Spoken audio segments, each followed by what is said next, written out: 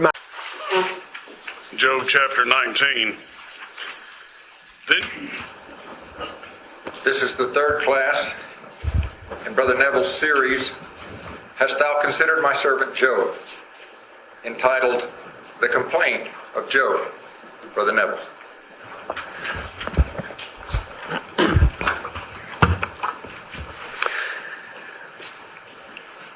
Well, thanks, Brother Stan. Well, brothers and sisters, we've really got into the argument of Job, I suppose you'd say by now. Remember, we looked at the conversation, the two major conversations between Yahweh and Satan in chapters 1 and 2. And now we've looked at the arguments of the friends themselves, how the arguments of the friends were both in some ways different to each other, but in many ways the same as each other. So they complemented each other very well in their false understanding of the situation that Job found himself in regarding the real reason for his suffering. This evening we're going to look at Job himself. So I'm going to pretty much stay in this section here, but now look at it, the whole thing from Job's point of view, because the interesting thing is that, we made the point in our last study, it wasn't actually that difficult for Job to defeat the friends in argument. All he had to prove was that the righteous aren't always blessed and the wicked don't always suffer. As soon as he could prove that, then he could disprove the argument of exact retribution and he could overturn the friends. And the question then arises, well, why does it take 20-something chapters for him to do that? When it appears, and certainly once he starts to do it seriously, it only takes a chapter or two and he's pretty much demolished them completely. Well, the answer is, of course, that it took Job that long to develop his own argument. He could have demolished the friends that quickly. But their continual prodding and their continual persecution of him on this issue meant that Job himself started to think a little bit outside of himself. And what you're going to find is that Job, in fact, develops a whole argument against God here. And once he's got his argument against God developed, that is, once he's clear on his position with God, then he turns all guns on the friends and wipes them out in a couple of chapters. Now, he could have done that in chapter 6, but he was far too preoccupied with why was God doing this to him, and how was he going to, where was all this going to end, what was the purpose of it all between him and God. And the friend's continual prodding made him keep thinking about his own relationship with God. And once that was clear, then he just wiped out the friends in an instant. And it's remarkable to see this happen, and in fact quite dramatic by the time you get to where Job finally arrives at. So the point is that even though the friends made no real progress in their argument, and they just went round and round in circles for 20 odd chapters, or their share of them, Job made substantial progress. There is a clear progression in Job's thought throughout all of these chapters. He does not go round and round in circles like they do. Now, we just read chapter 19, and there's a remarkable thing about chapter 19. Well, there's a number of remarkable things, but I draw your attention to something here in chapter 19, in verse 23. By the time you get to chapter 19, Job has got his argument, or his relationship with God, completely squared away. He knows what the next step has to be.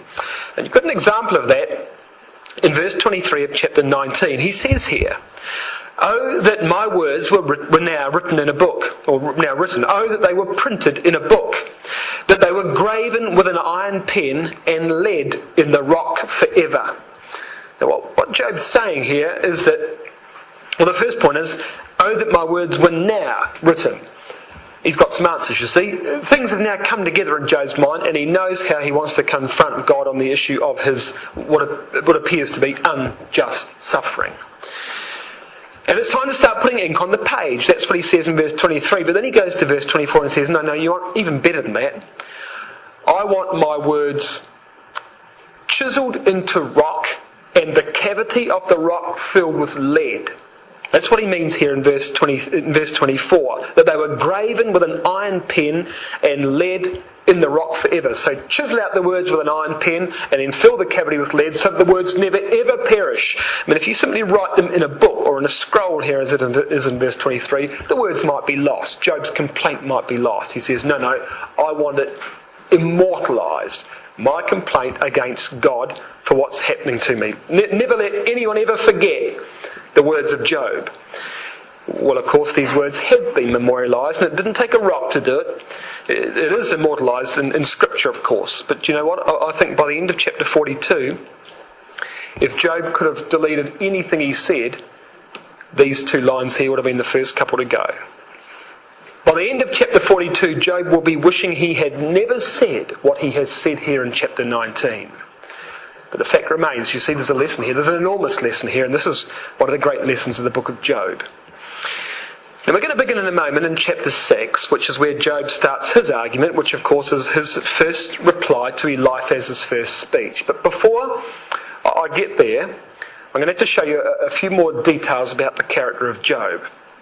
And the reason for that is because what Job's going to say here might surprise you, and in many ways it might alarm you that anybody could say what he says. If, for example, if you or I were to say what Job gets to say here, every ecclesia in the world would call it blasphemy. There's just no question. But this is Job we're talking about, and you've got to understand just how Job is different to us in this. Now you come with me to chapter 27. You'll see here, chapter 27 is down here. These are the monologues. So chapters 27 to 31 are the chapters that Job speaks by himself to God. They're like soliloquies. Great speeches Job gives, almost like rhetorical speeches, spoken in an audience of men, but spoken to heaven, as it were, not asking for a reply, not expecting a reply, just laments or comments that he makes. And in chapter 27, well, chapter 26, Job has answered Bildad, he's answered Bildad, so the argument with the three friends is finished by chapter 26. In chapter 27, his monologues begin. And he continues speaking, this is the point, he continues speaking even after he has defeated the friends in argument. And he gives two speeches, and you'll see them here. You see in verse 1 of chapter 27, moreover, Job continued his parable and said. And then in chapter 29, moreover, Job continued his parable and said. You see in chapters 27 and 28 are the first monologue. Chapters 29 to 31 are the second monologue of Job. These two protests, these pleas, these cries of injustice that Job makes after the conclusion of a debate. And it's interesting, to notice if I put up, this is the summary of these monologues. So here's chapters 27 and 28, the first monologue. Here's chapters 29 to 31, the second monologue. And you can see the content of the information that Job runs through in these two monologues. So the first one, he summarises the debate. He denies his wickedness. He says that in fact the friends are more wicked than him. And then he talks about the fate of the wicked so the friends can see themselves in that picture. So he replies tit for tat somewhat in chapter 27. But then he says, but you know what? All these things are happening to me and I don't know why. And if God doesn't answer my prayer in a very obvious manner, how can any of us really find out why these things happen to us? So where can man find wisdom? How can man possibly find wisdom? It's difficult to understand what God's doing. This is his point. In his second monologue then, in chapter 29, completely in chapter 29, he reflects on how things were in the past. What things were like for him in the past. Chapter 30, what things are like now. Chapter 31, his character. This is like a curriculum vitae, like a resume of Job's character in Job chapter 31. Which I might say, I don't know, how many of us could put ticks beside? This is unbeatable. The unbelievable character of this man. Well, first observation you might make about that is, look how the focus changes. So chapter 27, he focuses somewhat on his accusers, on the three friends.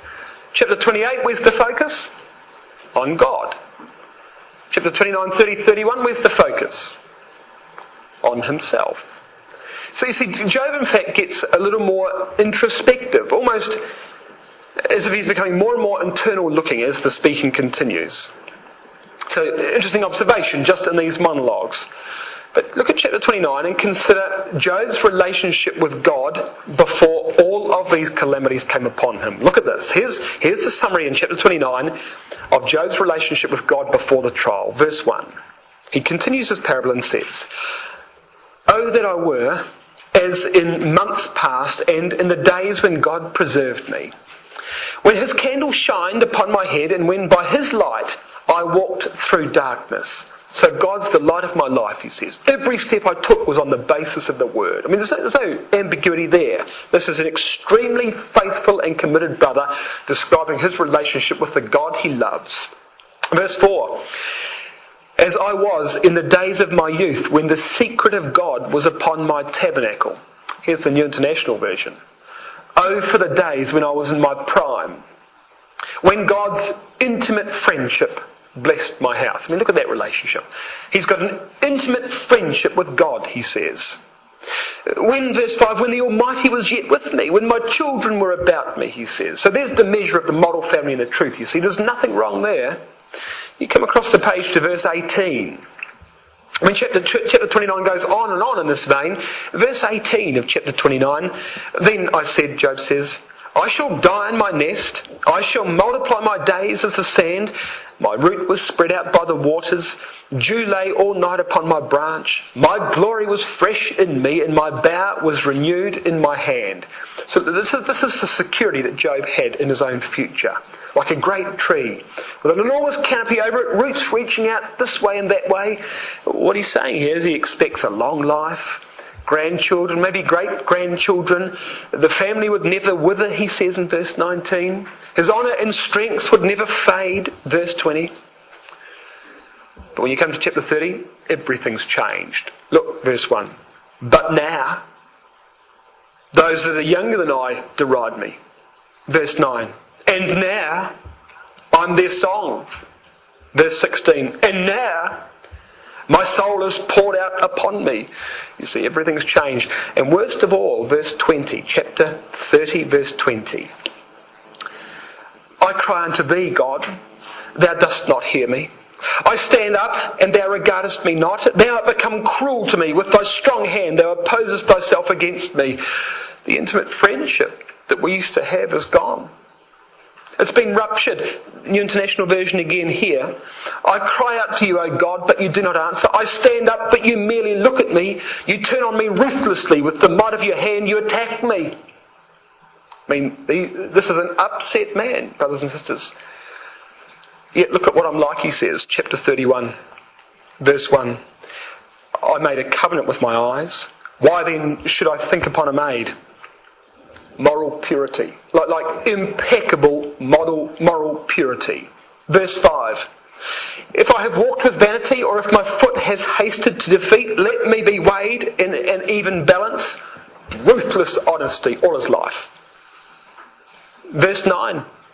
If my heart has been deceived by a woman, if I've laid it wait by my neighbour's door, unmixed fidelity. Verse 13. If I did despise the cause of my manservant or of my maidservant when they contended with me, impeccable justice. Verse 16. If I've withheld the poor from their desire, or have caused the eyes of the widow to fail, unfailing compassion. And you can read the list, you see, here it is here.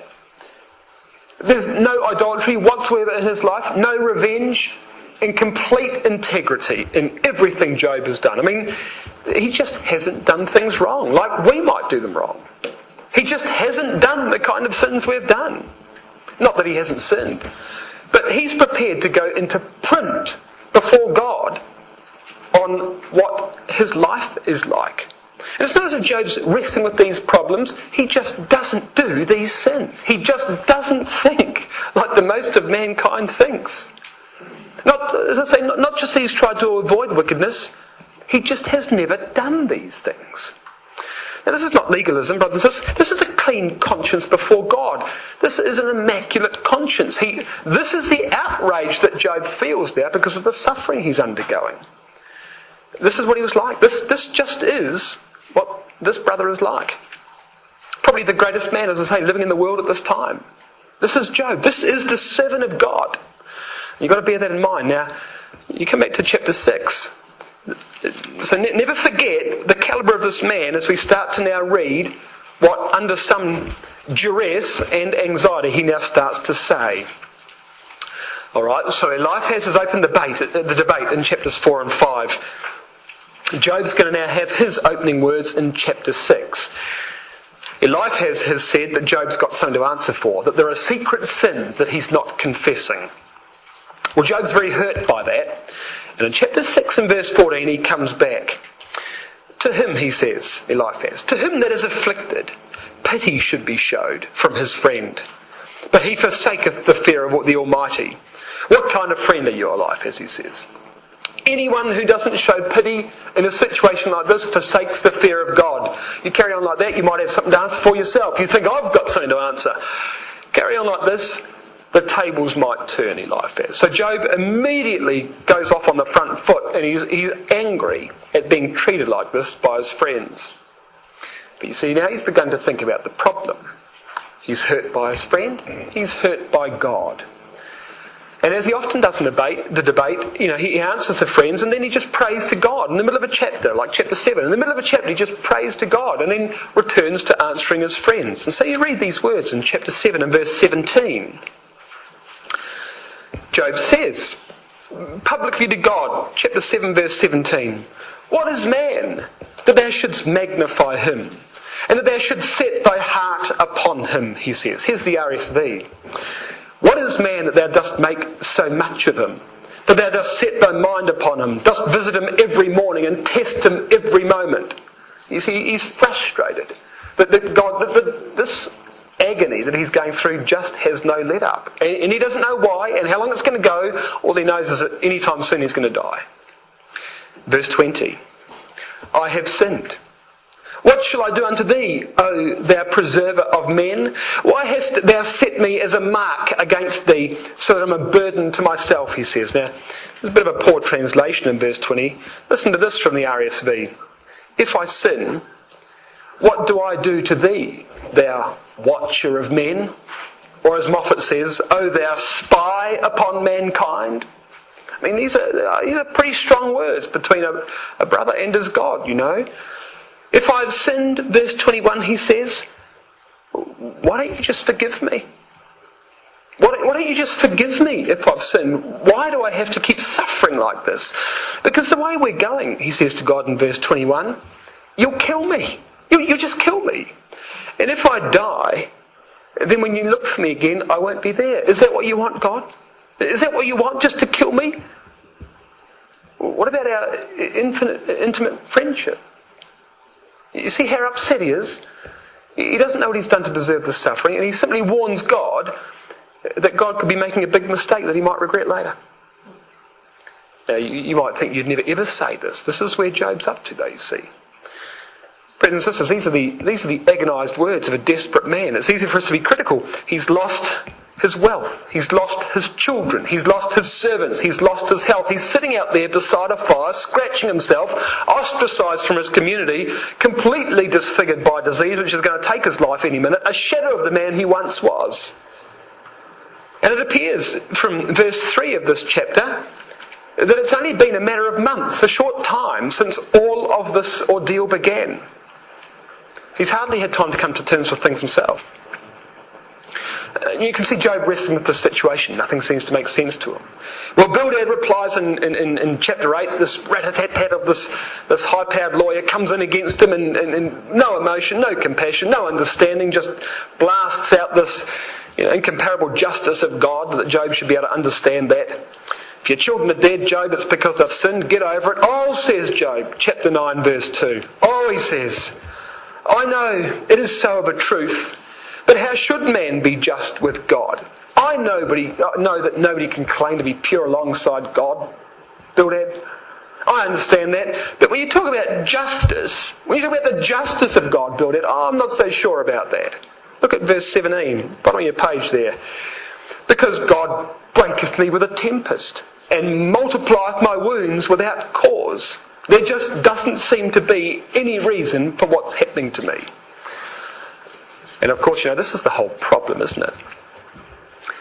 These friends all assume that Job is suffering as a punishment for some sin that he's done.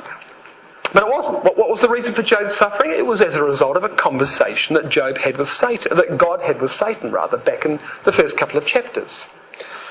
And do you remember how the discussion went between God and Satan?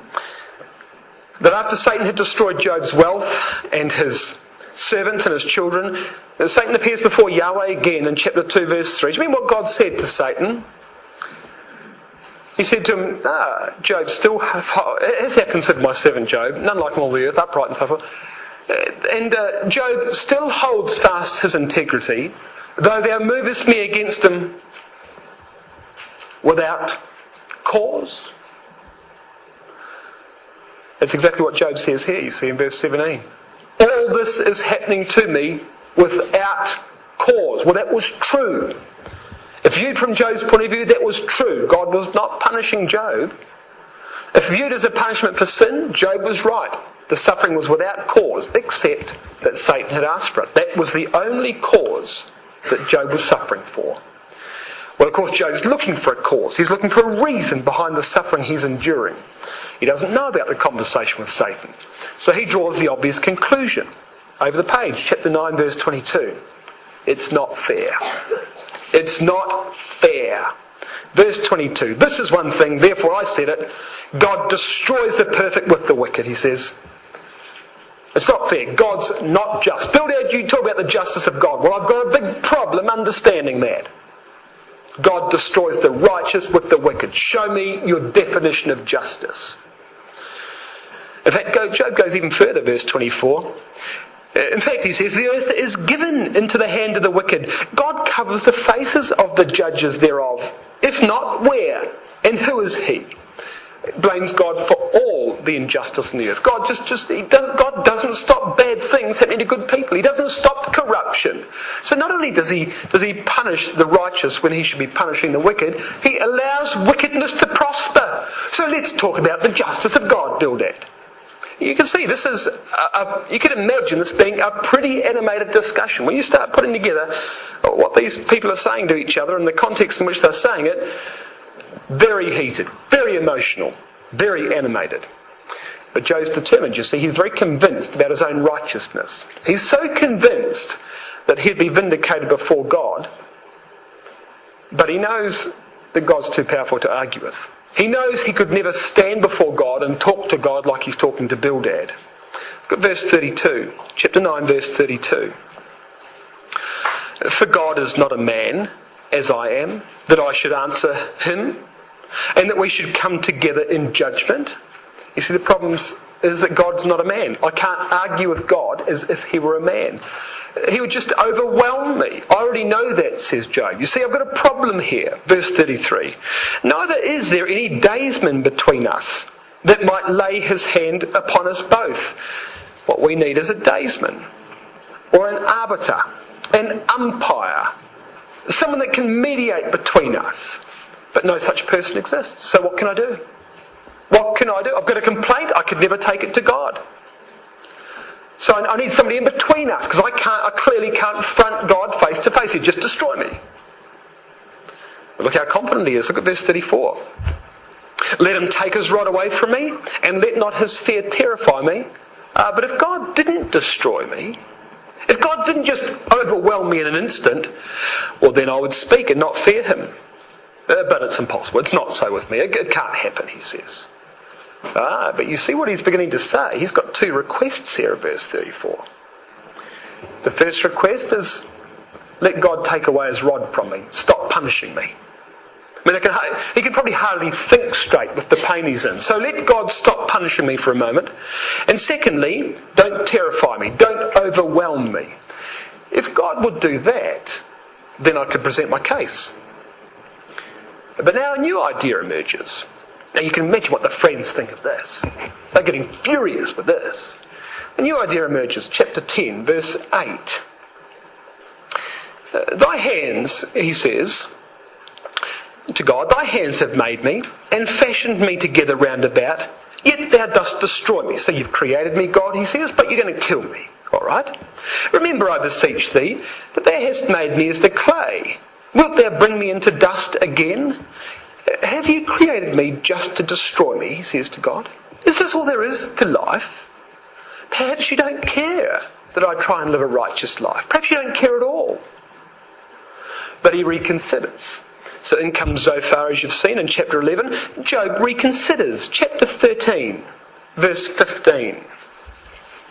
Zophar spits out this first piece of invective in chapter 11, and Job sort of washes over Job, and back he comes in chapter 13, verse 15. Well, he says, though God slay me, yet will I trust in him, but I will maintain my own ways before him, he says. Alright, he says, well, let's say God does kill me.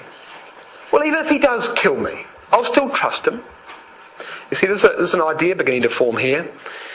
God must be true to his own righteousness. If I know anything about the character of God, says Job, he has got justice, he has got integrity. And if it appears to me at this point in time that there is not justice with God, that things aren't adding up as they should, the day's going to come when it all pans out. Something must be done. God can't carry on like that. It would violate his own character to be unjust. So he starts to think about this from God's point of view, you see. Even if I can't fathom all God's deeds, Job says, God's character won't change. Somehow, there must be a way for me to defend myself against God. Well, as it says at the end of verse 15, but I will maintain my own ways before him. Your margin says, I will prove, I will argue my own ways before him. And I'm confident of that, he says. Look at verse 18. Behold now, I've ordered my cause. I know that I shall be justified. This is amazing. He's extremely confident. I know what I'm going to say to God, he says, when I take him to task about how I've been treated. But I need two things first. I still need these two things, verse 20. Only do not two things unto me, and then will I not hide myself from thee. Verse 21, number one, withdraw thy hand far from me. Number two, let not thy dread make me afraid. Number one, stop punishing me. Number two, don't overwhelm me. And if we can address that, if God just doesn't destroy me on the spot, then verse 22, then call thou and I will answer, or let me speak and answer thou me. You speak first and I'll answer you, God, or I'll speak first and you answer me. Whichever you like. But but don't destroy me, and we can have this conversation.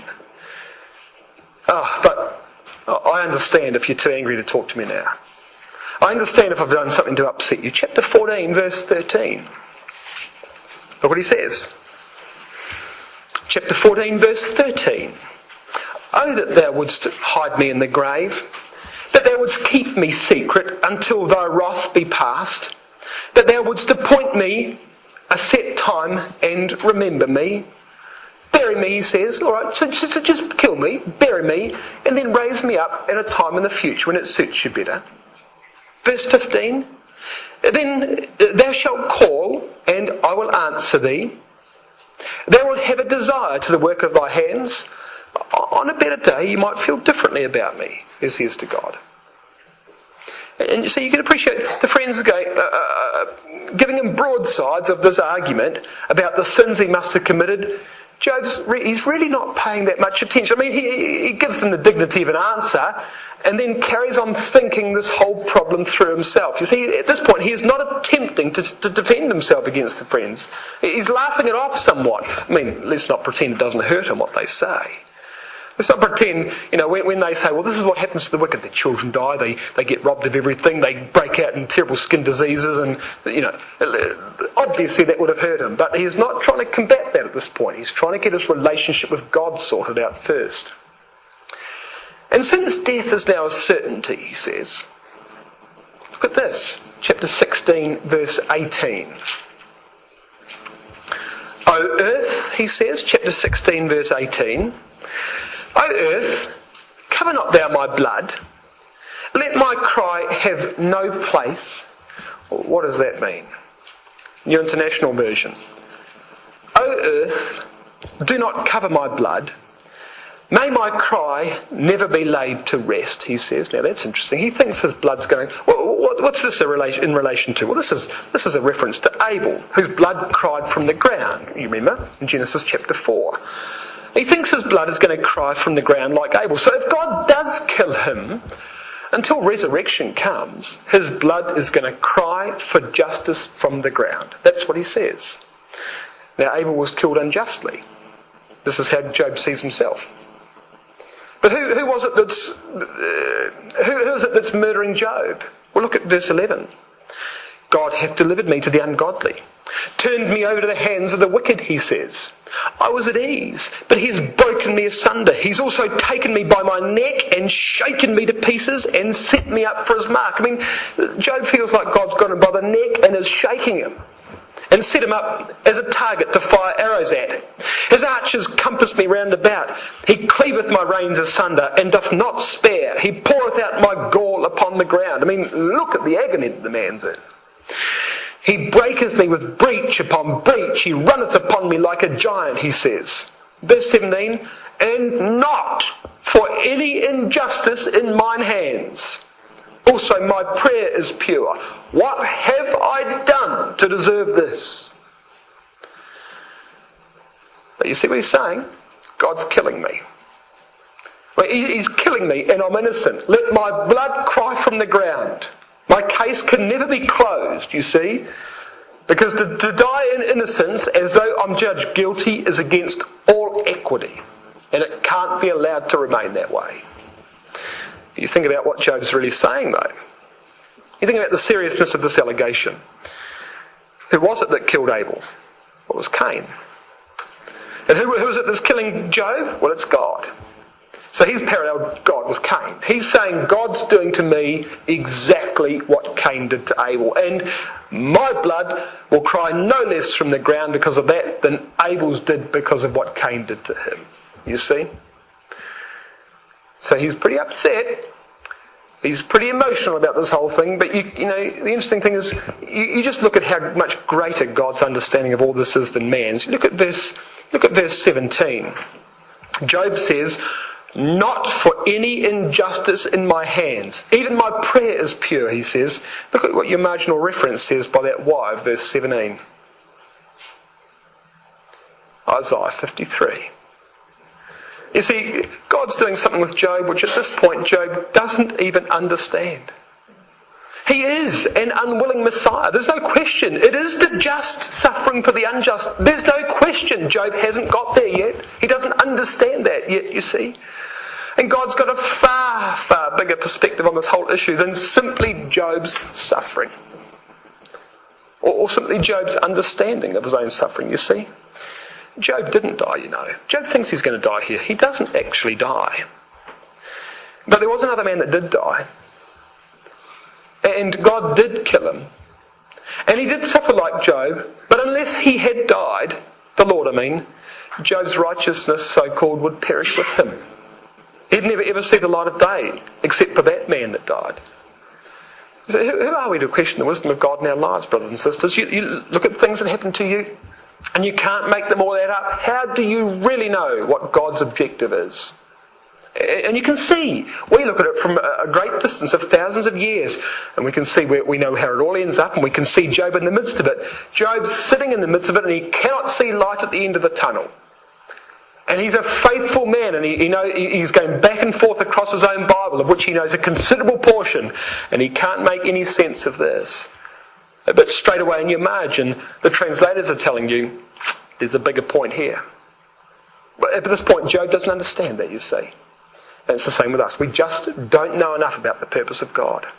But of course, all this only brings us to the next problem. When Job is raised, who will be a witness to his innocence?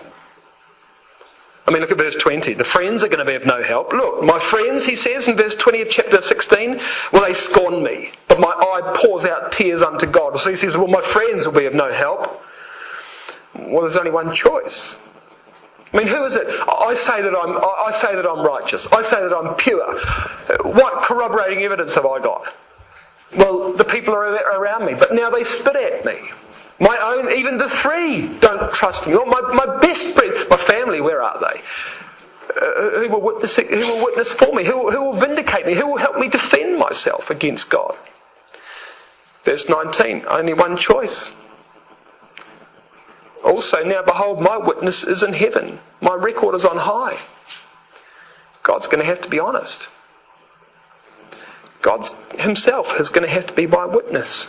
The RSV here He that vouches for me is on high. So that on the one hand, you see God is his enemy who's killing him, and on the other hand, God's going to have to be his witness to save him. No matter how you look at it, it forces God to argue with God. This is where Job's got to, you see.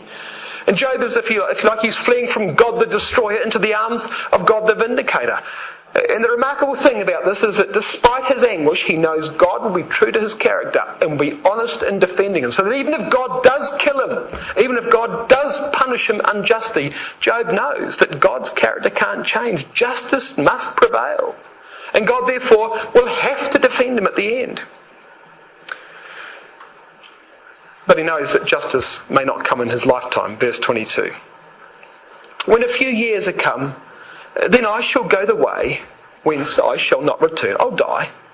Now, that's interesting though, because we didn't read it, but you might like to note in chapter 10 verse 20, Job says, "Are not my days few?" So in chapter 10 it appears he had days to live. In chapter 16 it appears he's got years to live. Job's spirits are rising, you see. He's starting to get answers to the dilemma. He's starting to get more upbeat about this whole thing. And on that basis, we come now to chapter 19, which we read. Now you look with me at verse 25 of chapter 19. Now these are words that you know well, but how well you know them, brothers and sisters.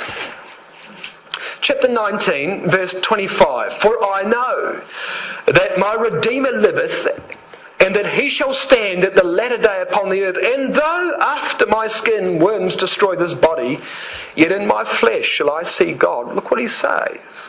My Redeemer lives. In this context, his Redeemer is God. Because that's the witness of chapter 16, verse 19. That's who he thought his Redeemer was. But look at what Job says. Look what Job understands about the truth.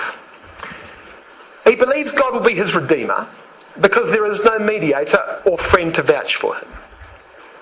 Secondly, he believes he'll be vindicated since he's suffered unjustly and he is righteous. So he believes that God's going to accept the fact that he really was righteous and he didn't deserve this punishment as he thinks it currently is. Thirdly, he knows, or he believes at least, that he won't be vindicated in this life. And so he waits for the future. Fourth, true justice requires bodily presence, and since he's going to die and his body will be destroyed completely, he expects to be resurrected. Number 5, he believes that judgment will be upon the earth. That's what it says in chapter 19 and verse 25. And number 6, he believes that he'll see his Redeemer literally.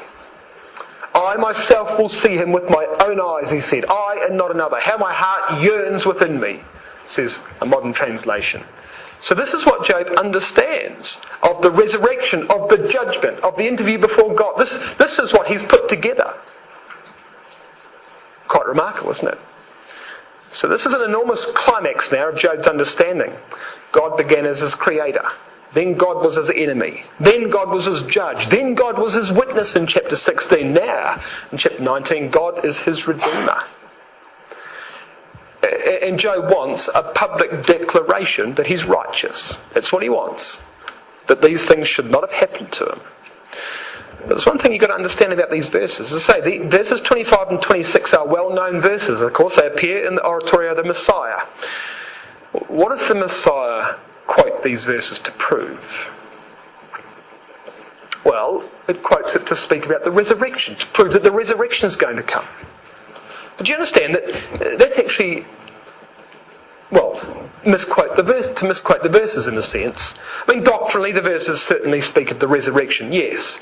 So the Messiah, I'm suggesting, quotes the verses correctly in a doctrinal sense, but incorrectly in a contextual sense. What's the reason that Job says these verses? Not because he wants resurrection, but because he wants justice, isn't it? He thinks God's going to be forced to vindicate him. The only reason resurrection comes up in these verses is that he thinks he's going to die in this lifetime.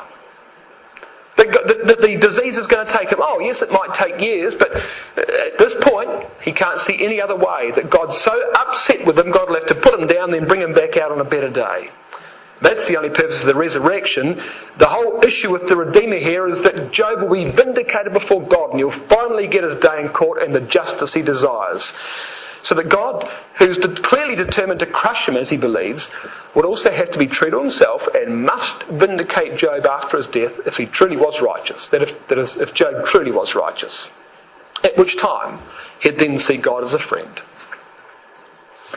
So you see, that's really the point of these verses. Not resurrection at all. Resurrection is simply a means to an end. But having got to this point, you see, we've now reached a climax in Job's understanding. The friends are still slugging him. You see how far Job has moved on from the argument of the friends. They're still slugging him back and forth on this argument of exact retribution, the fate of the wicked, the justice of God. Job's left them way behind. And this is how the argument looks. Here's the entire argument of Job. And this is Job's entire argument really through the whole section of chapters 6 through to 26. So he talks about, he defends the fact that he's grieving. Even animals, when they're suffering, they grieve. They cry out. He talks about the failure and the ignorance of the friends, the false doctrine of his friends on this exact retribution question. That he's in fact innocent. He hasn't committed these sins that they have suggested he must have committed. In fact, the wicked do prosper, and therefore exact retribution is not true. God is all-powerful. Man, however, can't stand before God, so man needs an umpire. Who can explain God's treatment of man? So obviously he's going to die soon, but he still wants an audience with God. He established the basis for that audience, how that might, the two things that he needs for God to do to facilitate the audience. But obviously God intends to destroy him. So he hopes for the resurrection, his suffering. God will have to finally be the advocate that Job needs, a last cry for justice, and then the resurrection. This is the argument that Job makes. And we've got right down here now to chapter 19. In fact, there it is there. There's a little more detail on the exact... These dots here are those verses. So I've told you that I've broken it up into sections so you can see the exact verses I mean. We've just read the blue dots. We've just read all of those verses. That's the argument we've just gone through. And now we're up to chapter 21. And now he's going to just completely destroy the friends in a couple of chapters. Not only sinners suffer. Exact retribution isn't true. I mean, he can demolish them in a very, very short time. But he doesn't. Why didn't you say, why doesn't he demolish him back up here in chapter 6 and 7? Oh, because he's got to get this argument worked out. And then he comes back and he goes, boom. And he destroys the argument of exact retribution, but accepts the fact that he might have to die in a more or less short time. You see, this is Job's argument, you see. And that's why it happens like this. Well, of course, as I say, we've got to chapter 19. He's got to the pinnacle, if you like, of his argument. Now he turns on the friends, and he's going to have to dispatch the friends. Here he goes, chapter 21.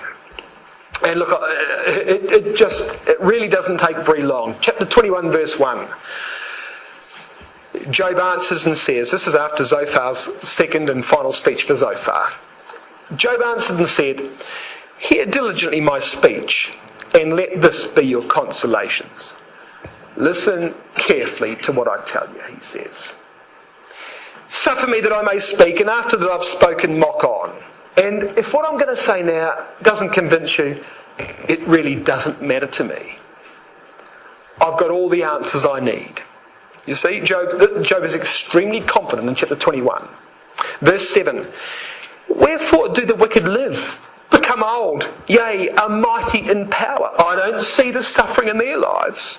Their seed is established in their sight with them, their offspring before their eyes, their houses are safe from fear, neither is the rod of God upon them. The wicked are in a pretty good position. Nothing goes wrong for them.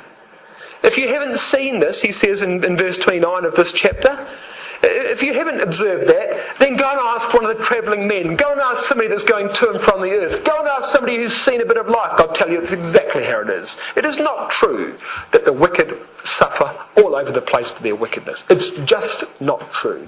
And if that's not true, then exact retribution isn't true either. I mean, he's just dealt with this in a couple of verses. Well, chapter 23, Job's confidence is increasing. I think I gave it a tweak, sorry. Job's confidence is increasing in chapter 23. He's answered his friends and now he wants to answer God. Verse 1, chapter 23. Job answered and said, "Even today is my complaint bitter. My stroke is heavier than my groaning," he says. "Oh, that I knew where I might find God, that I might come even to his seat." You know what he says? "I would order my cause before him. I'd fill my mouth with arguments. I would know the words that he would answer me and understand what he would say to me. Will he plead against me with his great power? Will he? Will he plead with me with his great power? No, he won't. He'd put strength in me." You see what he says here? He doesn't think he now wants to have the debate immediately. He has to accept that he's going to die at some point. He wants to have the debate with God before he dies. He wants to debate right now. Will God destroy me? Will he? No, he won't. He'll uphold me. Extremely confident is Job here in chapter 23. Now earlier he'd hesitated about challenging God. He said that a meeting with God would terrify him, would overwhelm him, that God would destroy him. He said he wanted 2 conditions. That's all gone now. Look at verse 10. Chapter 23, verse 10. He doesn't need these 2 conditions anymore. "But God knows the way that I take. When he has tried me, I shall come forth as gold. Let him test me," he says. "Let him come and find me. Test me. I'll succeed. I will pass the test." But the problem is, of course, he doesn't know how to find God. He wants to have the debate. He wants to take God to task, but he can't find God. Verse 8, chapter 23, verse 8. "Behold, I go forward, but he's not there. And backward, but I cannot perceive him. On the left hand, where he doth work, but I cannot behold him. He hides himself on the right hand, that I cannot see him," he says. I can't find God. I can't have the debate I want. That's what he says. But, it won't happen in this life anyway. Because obviously, God intends to destroy me, verse 13. "But he is in one mind, and who can turn him? And what his soul desireth, even that he doeth." The implication is, he's going to kill me. He's determined. I can't stop him from killing me. All I know, therefore, verse 17, is that darkness is coming. I want the debate now, but I can't take it to God. Darkness is coming. I'm going to die. Now you put all that together. What has now happened in the 3 cycles of this debate? Because here we are, we're in chapter 23, we're pretty much at the end of the debates. Job protested against the sins alleged by his friends, maintaining his innocence and complaining to God about God's unjust treatment of him. As the friends are unable to offer assistance, Job turns to God for help. He wants an audience, but cannot appear himself. He looks for a mediator, but there is none. The situation's hopeless. He sinks to his lowest depth and longs for the resurrection. That's by the end of chapter 14. The second cycle, chapter 15 to 21, Job continues to hunt for answers. Since man is too weak to represent himself before God, God himself must represent man's case in order to achieve a fair judgment. In fact, his own character requires this. So even if Job dies now, God must resurrect him and vindicate him. Having established this, Job now turns his attention to disproving his friends' arguments. The third cycle, 22 to 26. Though he's made progress, Job now finds God incomprehensible, arbitrary, unjust, and a poor ruler of the world. He has won the debate, but is no closer to understanding the purpose of God with creation or the real reason for his suffering. So this is where Job's got to so far in this debate. So you can see, brothers and sisters, I think, the enormous progression in Job's understanding. The friends are going round and round and round in circles. They keep bludgeoning him with this exact retribution argument, and Job just takes off. And when he's finally got to a position where he thinks he can win his day in court with God, he demolishes the friends in a couple of chapters. That's why it takes so long. And this argument appears to go around in circles. It's not really going around in circles from Job's point of view, you see. Very interesting. Well, he's suffered a lot. He's lost his business, he's lost his money, he's lost his family, he's lost his health. He's been attacked by his friends. He feels like he's now been attacked by God. Satan said that Job would curse God when all of that happened, that he'd leave the truth, that he was living a righteous life only for the money. In fact, the reverse was true. when Job was tried, when he did lose everything, the one thing he would never relinquish, he says, is his own righteousness. God could take everything from him, his possessions, his wealth, his health, his family, everything. But God couldn't take away his character. He couldn't take his character. This was the greatest commodity Job owned, you see. And Satan was wrong. Satan was wrong. Not just wrong, but Brendan, I speak with respect. Job's going to say, even if God left the truth, I wouldn't. Even if God left the truth, I wouldn't, he says. That sounds ridiculous. You want me to prove that? You come with me to chapter 27. How else would you read this? Now, I'm saying that's blasphemous for any one of us to say that. This is what Job says. Chapter 27, verse 2. This is the beginning of Job's monologues, Job's conclusion. This is the greatest strength and at the same time the greatest weakness of Job. Chapter 27, verse 2. As God liveth, who hath taken away my judgment, and the Almighty who hath vexed my soul, all the while my breath is in me, and the Spirit of God is in my nostrils, my lips shall not speak wickedness, nor my tongue utter deceit. Even if God's unrighteous, verse 2, I will not be, verse 4. You see that? New International Version, verse 2.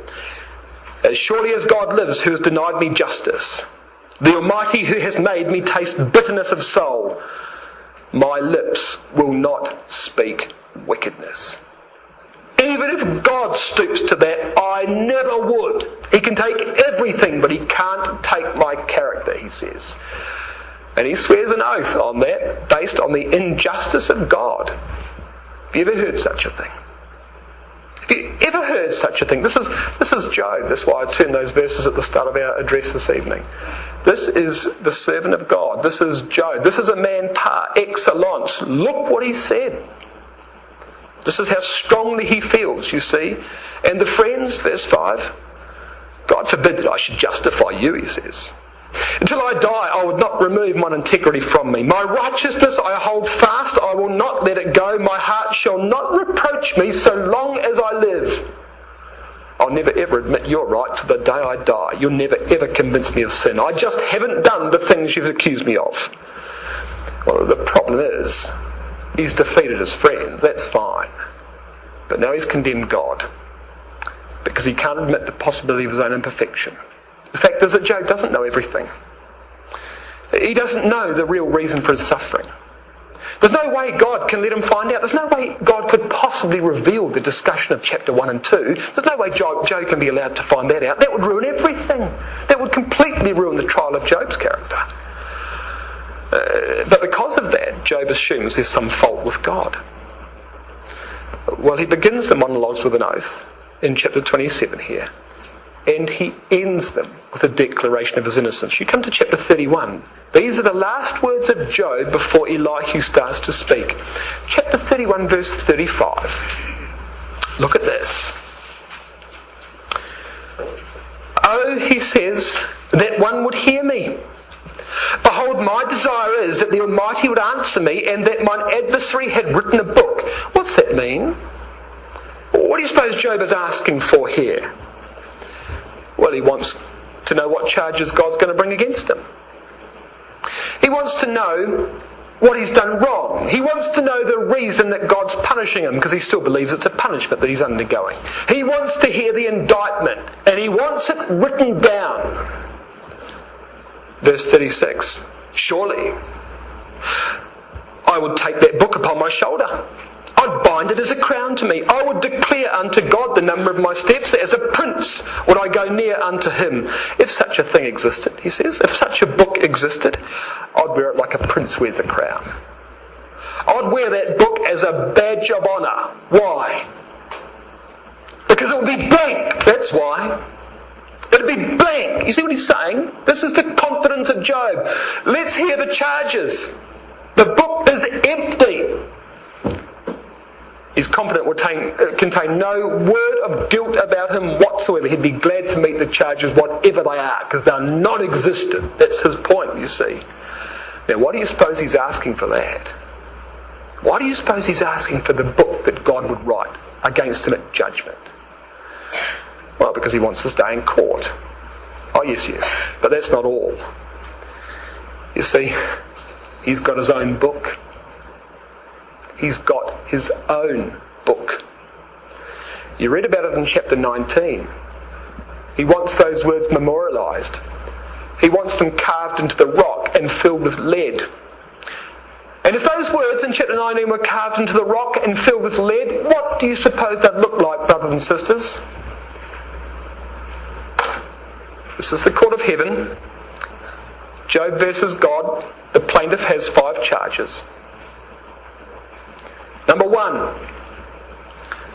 God acts in an arbitrary and a destructive manner. People, particularly the righteous, are destroyed for no reason. Number 2. God is indifferent to wickedness. The wicked prosper without punishment. Number 3. God is silent. Their creation are subject to his will without understanding it. Number 4. Job is a righteous man, but he's been treated as though he was unrighteous. God is unjust. Number 5. Job requires vindication from God. Public vindication. God must admit that Job is righteous. I think it's fair to say we've left the friends a long way behind. And even Satan really isn't in the game anymore, is he? This whole issue that arose with Satan, it's ancient history now. This is one of God's greatest servants ever, brothers and sisters. One of God's greatest servants ever. But you can see we've got a problem. We've got a really big problem. This is going to take some time to solve. God's going to have to get involved himself.